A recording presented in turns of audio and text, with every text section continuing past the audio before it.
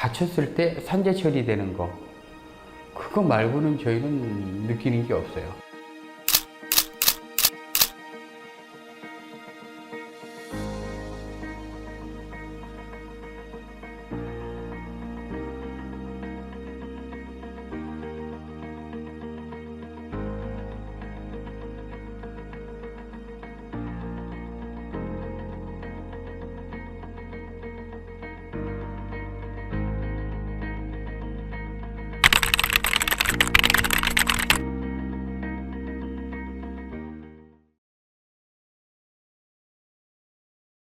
저는 이 택배업을 시작한 지는 한 1년 8개월 정도 되었고요. 현재 그냥 만족하면서 힘들어도 열심히 뛰고 있는 택배기사입니다.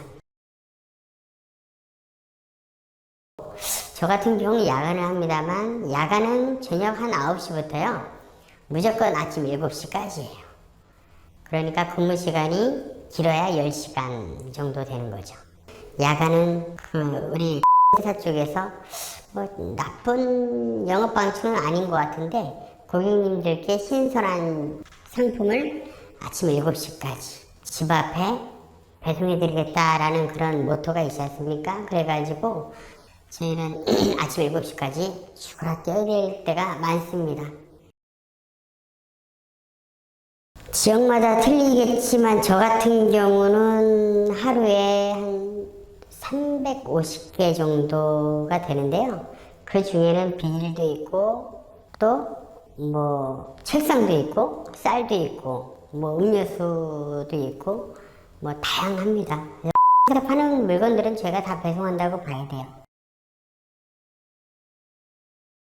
이 라우터를 선정하는 데 있어서 A 지역, B 지역 뭐 여러 지역이 있지만 제가 초이스를 할 수 있는 권한은 없어요.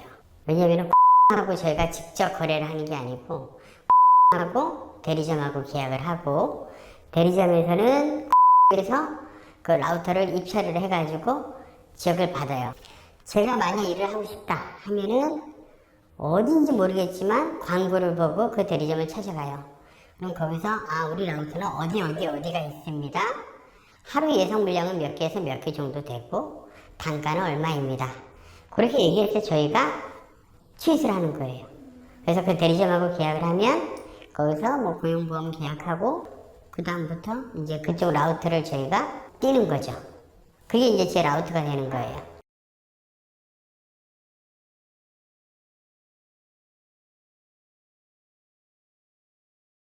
저희가 이제 상품을 배송하다 보면 신선 상품이라는 것이 있어요. 말 그대로 신선이니까 상할 수 있는 거, 어떤 그런 변질될 수 있는 거라고 생각을 하는데요. 사람이다 보니까 배송을 하다 5배송을 했어요. 그런데 이 신선 같은 경우는요, 5배송이 됐다. 그러면은 그거를 저희 수술에서 차감을 합니다. 무조건. 좀 안타까운 부분 같아요.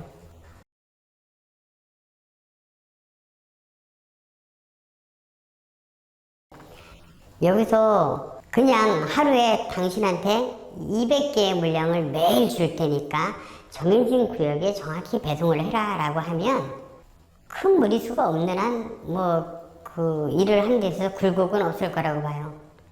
그런데 아시다시피 물량이 매일 달라요. 그리고 더 중요한 거는요, 저희가 이제 뭐 출근을 해가지고 물건을 받아서 스캔을 하고 차에다가 적재를 한 다음에 저희 라우터로 이동을 하지 않습니까? 그런데 봄캠프에서 그 큰 트럭으로 물건을 싣고 와요. 차는 늦게 오고 간선차라고 하는데 간선차는 늦게 오고 물량은 평상시보다 많고 그런데 그 같은 조건이에요. 7시까지 배송을 해야 되는 거. 그러면 첫 번째 타임에는 그래도 조금 텀이 있어요. 1차 물량은 크게 무리는 없는데요. 2차 물량, 두 번째 물량은 실적으로 한 바퀴를 또 돌아야 되는데 1시간밖에 없어요, 시간이. 그러니까 안타깝게 과속도 하게 되고 뛰어야 되고. 그런데 그 시간엔 당연히 1시간 동안 다 배송 못 하겠죠? 다 못 해요. 그러면은 3차 물량을 같이 또 들어와서 엎어가지고 배송 못한 곳을 다시 스케줄 잡아서 몰아서 가는 거예요. 그러니까 3차 때 물량이 적다 하더라도 2차 때 배송을 못한 것들이 상당수 있게 되면 뛰어야 돼요. 오늘 새벽에도 비가 많이 왔어요. 저희 배송지 쪽은. 어제 비 쫄딱 맞고. 뭐 비가 오고 뭐 눈이 오고 그런 거 상관없어요. 지금 뭐 길이 미끄럽든 뭐 하든 저희는 최대한 뛰어서 배송을 해야 돼요.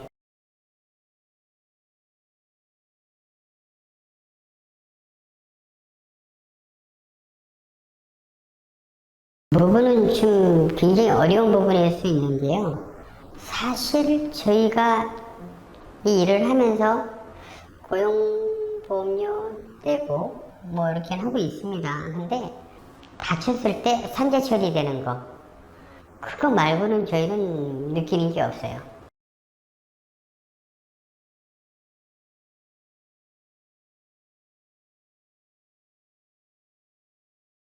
아직까지는 없죠.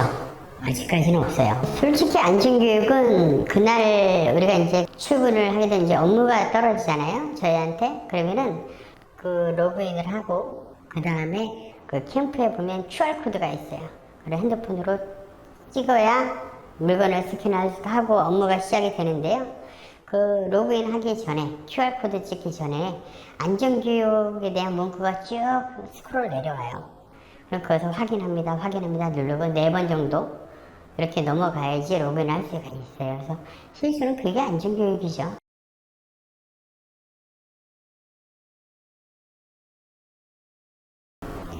제가 볼 때는 굉장히 좋게 봐주시는 분들도 많아요. 감사하게도.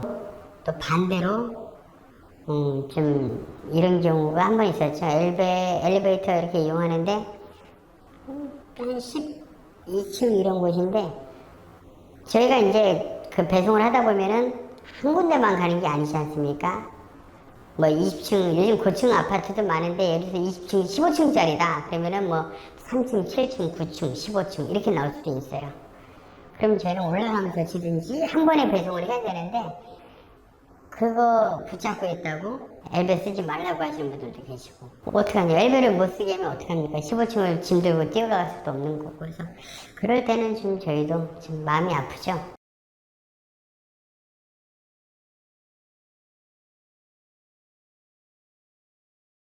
어떤 제도적인 차원은 기대도 안 하고요. 사실 어느 누구도 기대를 하는 사람은 없을 거예요. 그냥 오늘 배송할 때 속된 말로 똥짐이라고 하거든요. 큰 짐. 오늘 똥짐이나 좀 없었으면 좋겠다. 차 빨리 와서 배송에 지장 없었으면 좋겠다. 이 정도지 어떤 제도적으로 바라는 건 없을 거예요. 그 정도의 여유는 없습니다. 다들.